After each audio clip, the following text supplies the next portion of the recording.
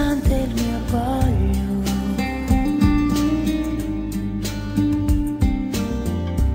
Io ritorno perché altra scelta non c'è. Ricordando i giorni a un'altra latitudine, frequentando i posti dove ti vedrei, recitando i gesti e le parole che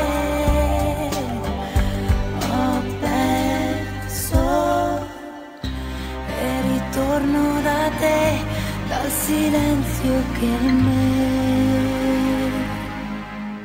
Tu dimmi se c'è